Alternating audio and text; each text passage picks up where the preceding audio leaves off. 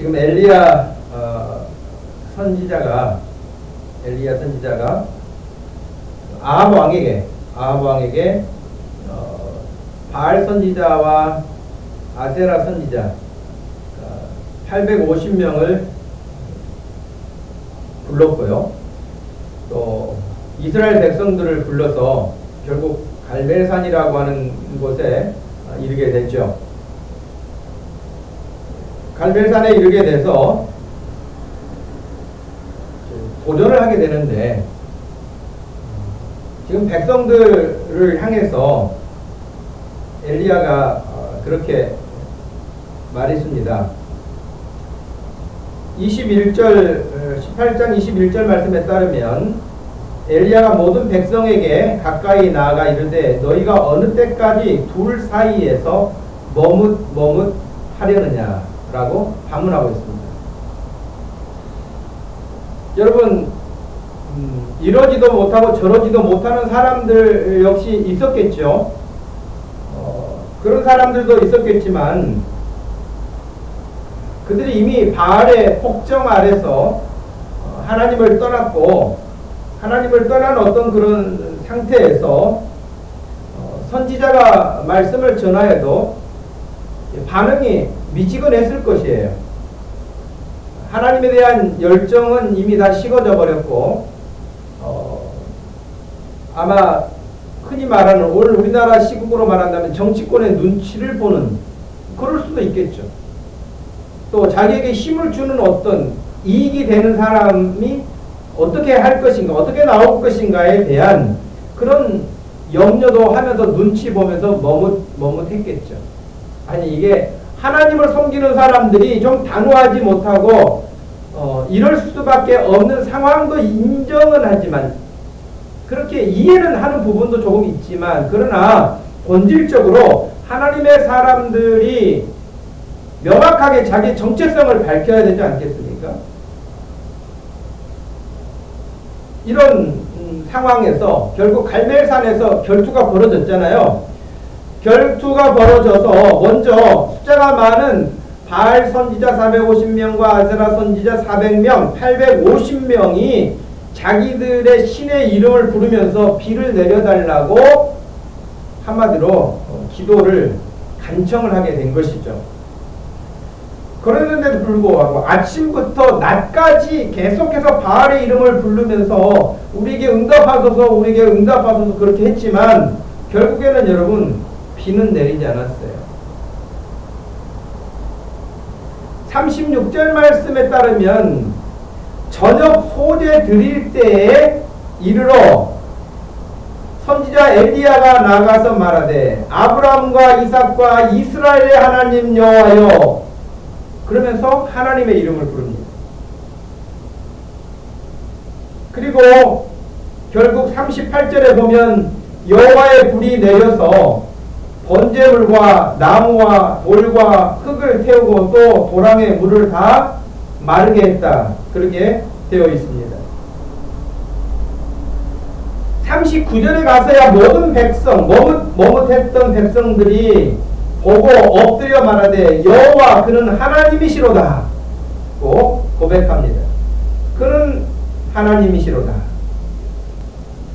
그래서 엘리야가 그 고백하는 여호와 그는 하나님이시다라고 고백하는 이스라엘 백성들에게 명령해서 바알 선지자를 잡되 그들 중 하나도 도망하지 못하게 하라 하며 곧 잡아서 엘리야가 그들을 기손 시내로 데려다가 거기서 모두 이 우상 선지자들을 죽이는 엄청난 일이 일어나게 됐죠.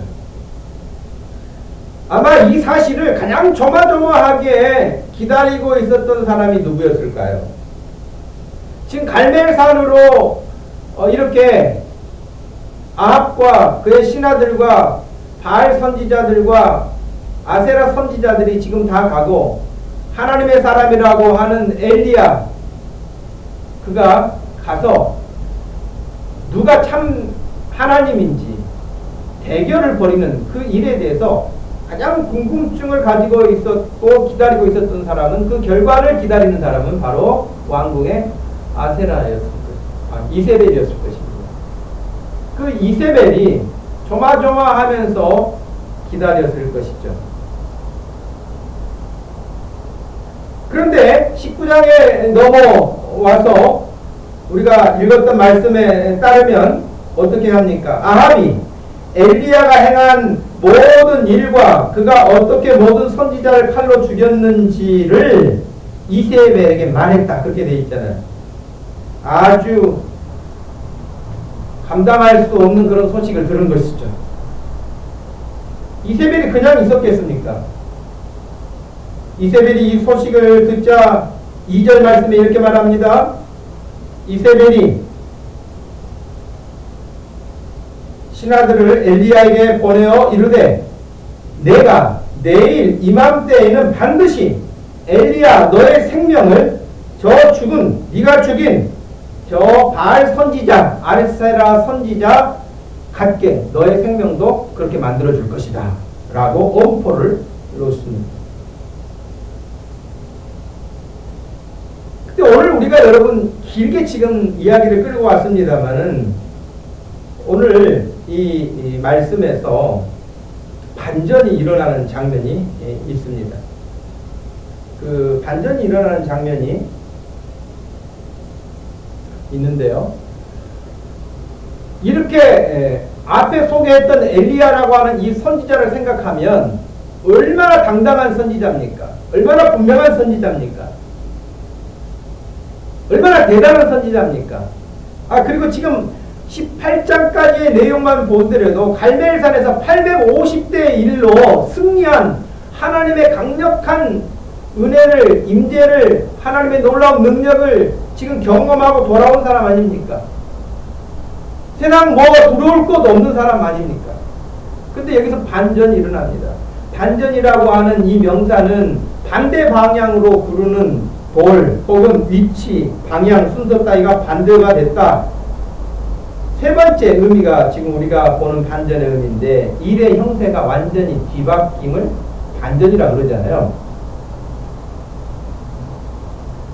이렇게 당당했던 엘리야가 한순간에 무너집니다.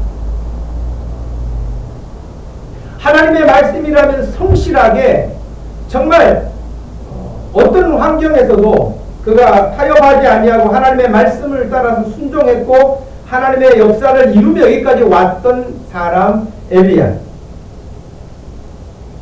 그런데 그가 한 여자 이세벨의 말에 완전히 무너진 거예요.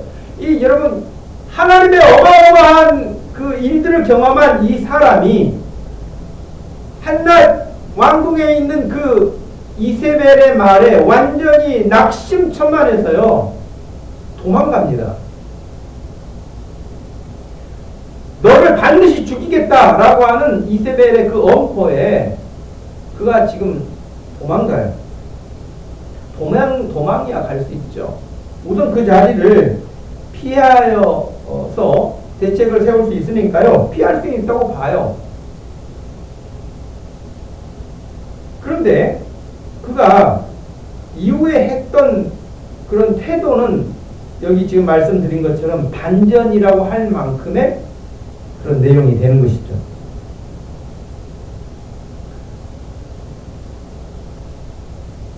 결과적으로 그가 4절 말씀에 그랬잖아요. 자기 자신은 광야로 들어가 하룻길쯤 가서 한 로뎀나무 아래에서 앉아 자기가 죽기를 원하여 이르되 여호와여 넉넉하오니 충분합니다. 더 이상 원하는 거 없습니다. 그러니 지금 내 생명을 거두시어 주십시오. 이런 거였거든요. 물론 여러분 이해는 가요. 엘리야 심정 이해는 합니다. 여러분 지도를 보시면 이 지도에서 사르밧이라고 하는 저 북쪽 위쪽에 있잖아요. 위쪽에 있고 갈멜산은 좀 밑으로 내려왔죠. 내려왔는데 갈멜산에서 어디까지 달려오게 되냐면 아합 왕이 마차를 탔을 때 마차 앞에서 엘리야가 뛰었다고 그러는데 이스라엘이라고 하는 것까지 뛰게 됩니다. 갈멜산에서 이스라엘 평원까지 직선거리로 26km 정도 된다고 해요. 직선거리로 26km니까 여러분 길이 꼬불꼬불 나 있지 않겠습니까? 또 마차가 다니는 길이라고 한다면 길을 내야 되니까 뭐 직선으로만 내지는 못했겠죠. 그러니 대충 계산하기는 약 30km 정도로 계산합니다. 갈멜산에서 이스라엘까지. 30km를 비를 맞으면서 뛰는 거예요. 그럼 얼마나 피곤하겠습니까? 여러분 이렇게 뛰기 전에 엘리야가 하루 종일 지금 영적 대결을 벌인 거 아닙니까? 850대 1로 지금 대결을 벌인 거예요.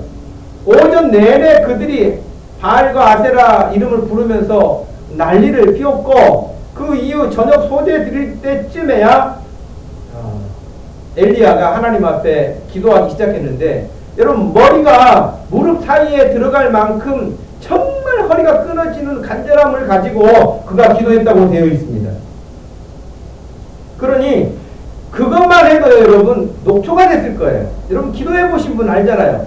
기도가 힘들잖아요. 기도가 힘듭니다. 그런데 엘리야가 그런 기도를 했기 때문에 그리고 그런 긴장감 가운데서 결투를 벌였기 때문에 갈멜산에서 이미 녹초가 된 그런 상태 아니겠어요. 그런데 지금 30km 정도를 또 뛰었단 말이죠. 그런데 들려오는 소식은 엘리야를 죽이겠다라고 하는 그 소식을 듣고 그가 이번에는 도망가는데 이스라엘에 거기는 지금 북쪽 이스라엘 땅이거든요. 근데 좀 내려오면 부엘세바라고 하는 곳이 있어요. 근데 여기는 남쪽 유다예요. 그러니까 엄밀하게 말하면 북한과 남한 우리나라와 같이 그렇게 갈려 있는 곳이거든요. 지금 우리 뭐 오고 가지도 못하는 이런 상황하고는 다르지만 분명하게 이 먼 거리인데 여기 역시 직선거리로 계산할 때 160km를 잡아요. 굉장히 먼 거리예요. 그러니까 여기까지 도망온 거예요. 지치고 지친 거 아닙니까? 그런데 지금 엘리야를 같이 거두는 종들이 있었는데 그 종들에게 머물러 있으라고 하고 자기는 하루길 정도로 더 광야로 들어갔어요. 그리고 로뎀나무라고 하는 로뎀나무 우리나라로 말하면 그 쌀이나무 비슷한 거예요. 키가 뭐 커야 한 3m 정도 되는 거니까 그렇게 대단한 거 아니에요. 그 로뎀나무 아래 이제 누워버린 거예요. 충분히 이해되시죠? 눕기가 아니라 아마 거의 죽은 것 같이 될 만하지 않겠습니까? 갈멜산의 결투, 이스라엘까지, 이스라엘에서 부엘세바까지 그가 지금 움직인 반경과 영적 전투력을 생각한다면 완전 탈진 그 이상이었을 거라고 보아요. 근데 아직 지금 누워버린 거예요. 그러면서 우리가 지금 오늘 보려고 하는 게 뭐냐면 사전에 그가 말했던 그 내용이에요. 자기 자신은 광야로 들어가서 하루길쯤 가서 한 로뎀나무 아래에 앉아서 자기가 죽기를 원했다는 거예요. 그러면서 하나님 넉넉합니다. 바랄 거 없습니다. 지금 내 생명을 거두어 가십시오. 라고 말합니다. 그러면서 자기는 자기 조상들에게 비했을 때 별 볼 일도 없다. 라고 하면서 자기 자신을 굉장히 이렇게 낮춰 말합니다. 여기 오늘 우리가 신앙생활 하면서 느낄 수 있는 부분이에요. 여러분 기도하잖아요. 저도 기도하고 여러분도 기도하잖아요. 기도하다가 찬송하다가 예배하다가 은혜 받았다가 한순간에 뒤집히는 사람들이 있어요. 아까 반전이라 그랬잖아요. 한순간에 감정이 완전히 뒤바뀌는 거예요. 그것을 심리학자들이나 정신분석학자들은 말하기를 조울증이라고 해요. 조울증. 뭐 우울증이라고도 말을 하지만 또 조울증은 달라요. 이 급격하게 변화가 일어나는 감정의 상태를 말하죠. 그러면서 좌절로 지금 끝나고 있는 것이에요. 더 나가서 그가 조상들과 비교하면서 자기 자신의 어떤 열등감까지 표현을 하기도 합니다. 그리고 마지막 결론은 자기를 죽여달라고 말합니다.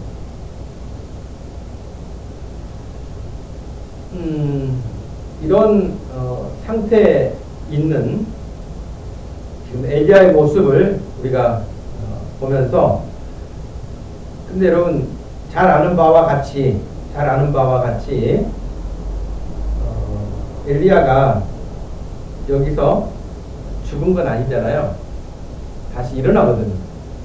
죽었으면 그냥 그렇게 죽었다가 끝날 수 있는데, 지금 엘리야가 브엘세바에서 저 밑에 정말 호렙산이라고 하는 하나님의 산까지 가게 되는데, 이 거리는 또 더 멀어요. 이런 일을 하게 되는데, 결국 엘리야가 이 절망 상태에서 죽음에 이르는 게 차라리 낫겠다라고 하는 그런 심정적인 상황에서 어떻게 다시 회복했는가? 그의 두려움은 어떻게 극복했는가?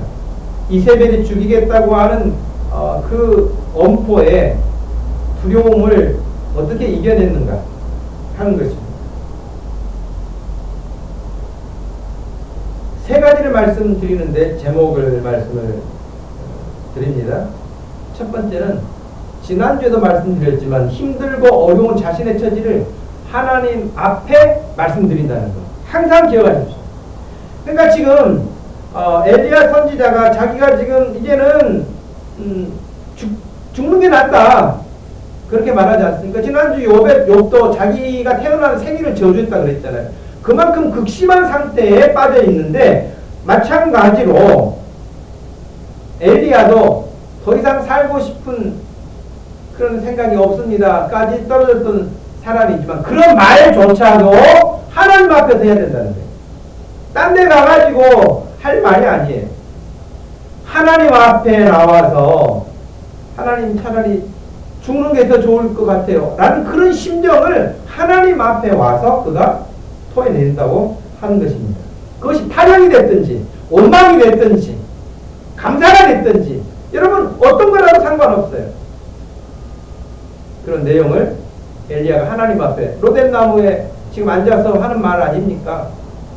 그처럼 하나님 앞에서 기도하십시오. 여러분의 어떤 지금 형편에 있을지라도 더 견고하게 하나님을 붙잡으십시오. 두 번째는 하나님의 손길을 뿌리치지 말아야 된다는 거예요. 오늘 말씀에 보면 로뎀나무 아래 누워 잤는데 잠이 드는 거예요.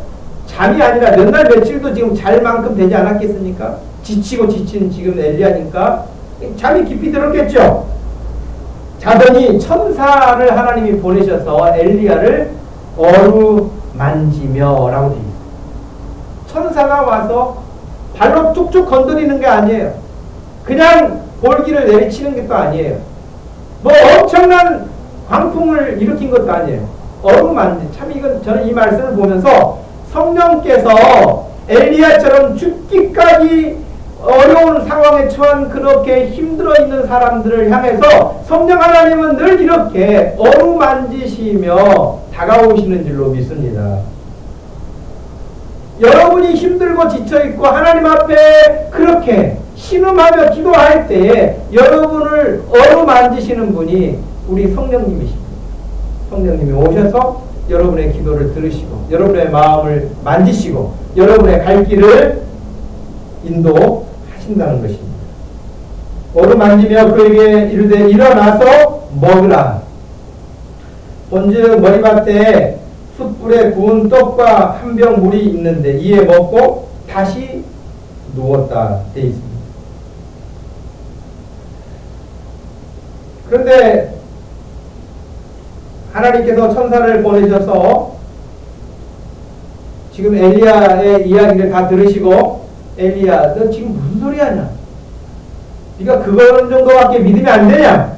라고 책망하시거나 야단치지 않으셨습니다. 하나님 앞에 기도하는 사람이 그렇게 투덜대면 안 돼! 그렇게 말씀하지도 않았습니다. 야 내가 있잖아! 뭐 이렇게 말씀도 하지 않으시고 일단은 어루만지신 것이죠. 격려하신 것이죠.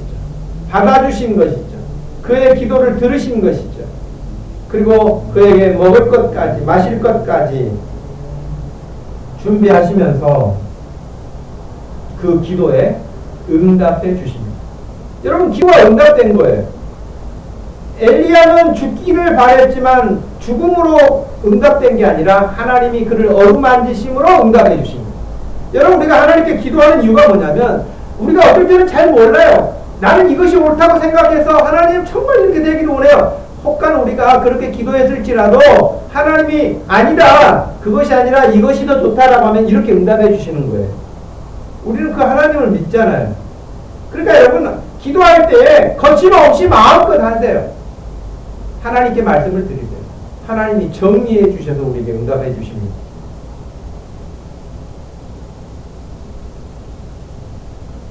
여러분 기억하십시오. 하나님이 천사를 보내셨는데 21세기에 날개에 달린 천사가 내려와서 여러분을 돕는 것이 아니라 하나님이 쓰시는 사람들을 보내셔서 일하십니다. 그렇기 때문에 천사를 보냈을 때에 엘리야가 그 천사를 물리치지 않고 받아들였던 것처럼, 받아들였다는 증거가 뭐예요? 떡과 물을 먹고 마셨잖아요. 하나님이 이 시대에도 하나님의 사람들을 여러분이 공경에 처했을 때, 힘들 때, 지쳤을 때, 어려웠을 때 여러분에게 누군가를 보내요. 하나님이 쓰시는 사람을 보내요. 그런데 그 사람을 물리치지 마세요. 하나님이 보내신 사람으로 기억하시고 받아들이세요.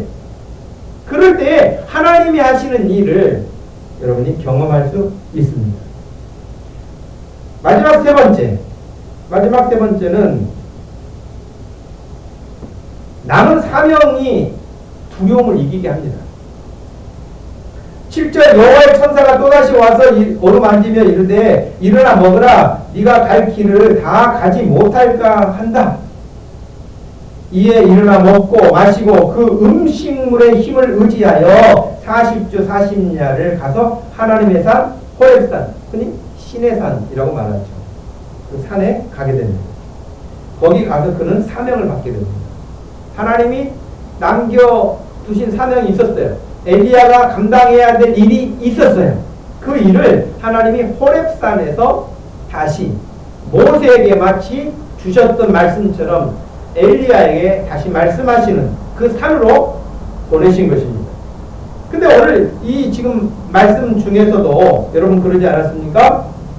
그 음식물의 힘을 의지하여 40주 40야를 갔다.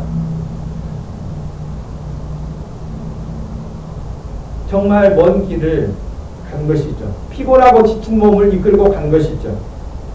그런데 뭐 성령 충만해서 갔다, 뭐 이렇게 돼 있지 않고 주신 음식물의 힘을 의지했다, 그렇게 돼 있어요.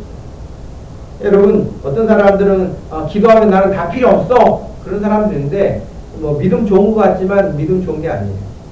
하나님이 우리가 이 땅에 있는 날 먹어야 될 것도 있고, 써야 될 것도 있고, 마셔야 될 것도 있고, 입어야 될 것도 있고 다 있습니다. 그렇게 필요치 않은 게 아니에요. 다 필요해요. 다만 우리가 우선순위를 하나님의 뜻을 구하는 데 두는 것이지 이것이 필요 없다는 거 아니잖아요. 분명하게 엘리야는 하나님이 천사를 통해서 보내신 그 음식물을 먹고 마시고 그 힘을 의지해서 40주 40야를 걸어 호렙산에 가게 된 것입니다. 우리에게 주어진 환경이 두렵기도 하고 지치기도 하고 어떤 때는 홀로 남은 것처럼 외롭기도 합니다. 열왕기상 18장 22절에 엘리야가 백성에게 이르되 여호와의 선지자는 나만 홀로 남았다 라고 말합니다. 나는 혼자 남았고 바알 선지자는 지금 450명이다. 백성들 앞에서 그렇게 말했을 때에 엘리야가 느끼는 감정은 뭐냐면 나 혼자 남았다. 하나님의 선지자는 지금 나 혼자야. 그도 그럴 만한 이유가 있어요. 그 이전에 이세벨 이 악한 여자가 하나님의 선지자들을 다 죽였거든요. 그건 대대적으로 하나님의 종들을 죽였기 때문에 그런 말을 할 만하죠. 그래서 지금 엘리야도 멀리 도망가서 숨어서 지내던 사람 아닙니까? 그러니까 혼자 남았다라고 하는 외로움. 19장 14절 말씀에서도 그가 대답하여 이르되 내가 만군의 하나님 여호와에게 열심히 유별하오니 이는 이스라엘 자손이 주의 언약을 버리고 주의 제단을 헐며 칼로 주의 선지자들을 죽였음이 오며 오직 나만 남았거늘 그들이 내 생명을 찾아 빼앗으려고 합니다. 여기서도 나만 남았다라고 말해요. 근데 여러분 그렇지 않아요. 엘리야는 자신만 남았다고 늘 그렇게 말하지만 18장 3절 말씀에 아합이 왕궁 맡은 자 오바댜를 불렀더니 이 오바댜는 여호와를 지극히 경외하는 사람이라고 써 있어요. 이세벨이 여호와의 선지자들을 다 죽일 때에 오바댜가 선지자 100명을 가지고 50명씩 굴에 숨겨서 떡과 물을 제공했다. 그렇게 돼 있거든요. 그러니까 여기도 지금 50명씩 100명이 숨겨져 있었어요. 그리고 하나님이 또 말씀하실 때 바알에게 무릎 꿇지 않은 7,000명을 내가 남겨둔다 라고 말씀하셨어요. 그러니까 혼자가 아니에요. 여러분 힘들고 지칠 수 있습니다. 그러나 여러분 혼자라고 생각하지 마십시오. 여러분과 같은 처지와 같은 마음과 같은 뜻을 가지고 하나님을 섬기는 사람들이 도처에 있습니다.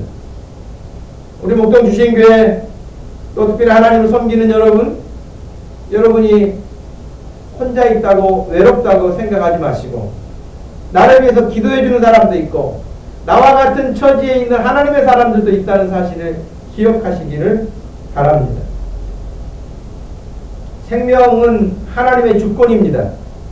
죽을 만큼 힘들어도 해야 할 사명이 있기에 다시 우리를 일으켜 세우시는 분이 하나님이십니다. 하나님은 엘리야에게 왕도 세워야 하고 선지자도 세워야 한다고 할 일이 남아있다고 그에게 사명을 이후에 주십니다. 우리도 어떤 때는 도대체 어떻게 해야 할지 모르고 답답하고 힘들 때가 있습니다. 지칠 때가 있고 낙심날 때가 있습니다. 내가 하는 일이 무슨 의미가 있을까 그런 생각이 들 때도 있습니다. 그럴 때라도 여러분 투덜거려도 하나님 앞에서 투덜거릴 수 있는 그런 사람 되기를 바랍니다. 투덜대는 기도라 할지라도 감사와 찬송과 영광을 하나님께 드리는 그런 기도가 아니라 하나님 앞에 막 원망스럽고 투덜하는 그런 일이라 할지라도 그런 기도라도 하나님 앞에 하는 사람이 복됩니다. 그리고 하나님이 보내시는 천사와 같은 하나님의 손길을 외면하지 않고 거부하지 않고 받아들일 수 있는 분별력 있어야 합니다. 하나님의 사람으로 모든 두려움과 열등감까지 다 물리치고 다시 사명을 따라 멋진 인생으로 부름받아서 쓰였던 그리고 이 땅에서 죽음을 보지 않고 하나님의 품에 안긴 엘리야를 생각하면서 지금도 우리가 코로나19 상황에서 여러 가지 어려움을 가지고 있지만 당당하게 하나님 앞에 일어설 수 있는 엘리야와 같은 엘리야를 만나주신 그 하나님이 오늘 여러분을 만져주시고 일으켜주시고 이끌어주시고 축복하실 줄로 믿습니다. 기도하겠습니다. 하나님 아버지 고맙고 감사합니다. 이 시간 주께서 저희들에게 주신 귀하고 복된 주일 이렇게 하나님께 온라인으로 예배를 드리며 말씀을 전하고 들었습니다. 그러나 우리가 오늘도 기억해야 할 것은 하나님의 말씀에 붙들림 바 되게 해주시고 하나님 앞에 기도의 사람이 되게 해주시고 하나님의 손길을 분별할 수 있는 지혜와 명철도 얻게 해주셔서 우리를 낙심나게 하고 지치게 하고 우리를 주저앉히는 모든 환경들을 떨쳐버리고 주님 주시는 힘으로 일어나게 하여 주옵소서. 지금의 모든 환경을 떨쳐 일어나게 하여 주시옵소서. 이기게 하여 주옵소서. 승리하게 하여 주시옵소서. 예수님의 이름으로 기도합니다. 아멘. 우리 같이 하나님 앞에 준비된 찬양 드리겠습니다.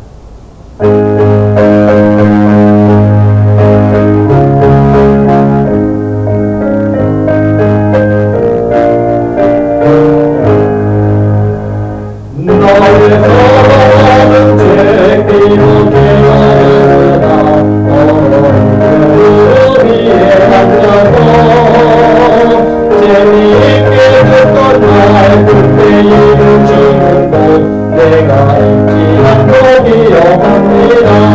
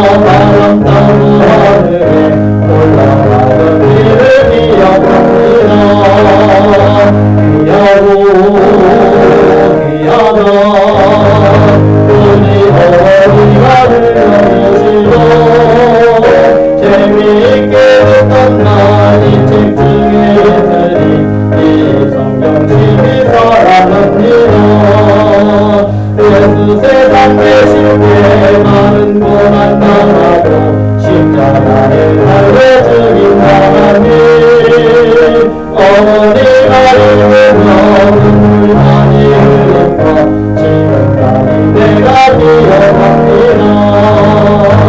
귀하고 귀하다 우리 어머니가 들려주시고 재미있게 듣던 말이 책 중에 있으니 이 성경심이 사랑합니다. 그때는 지나고 나의 눈에 하나오 어머니의 말씀 기억하면서 나도 실실대대로 성경 말씀 읽으며 주의 뜻을 따라가야 합니다. 귀하고 귀하다 우리 어머니가 들려주시고 재미있게 듣던 말이 책 중에 있으니 이 성경심이 사랑합니다.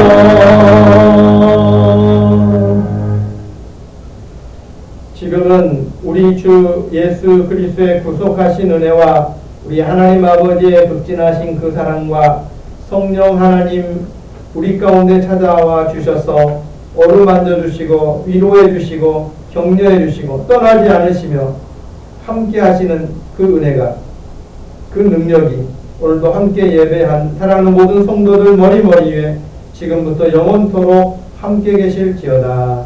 아멘.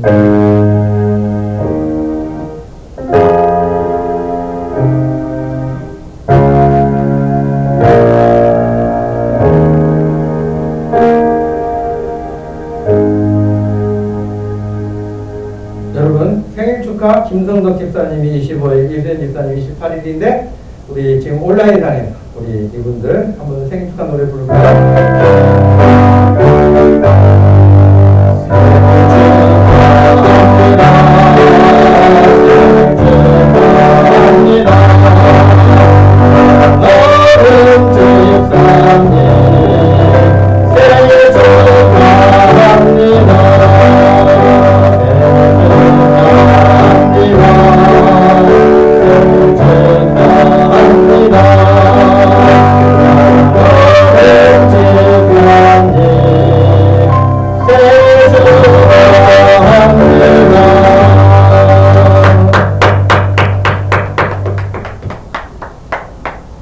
여러분 중간에 이게 말씀을 좀 드렸지만 끝까지 잘 마치게 되어서 감사합니다. 복된 주일 지내시기를 바랍니다.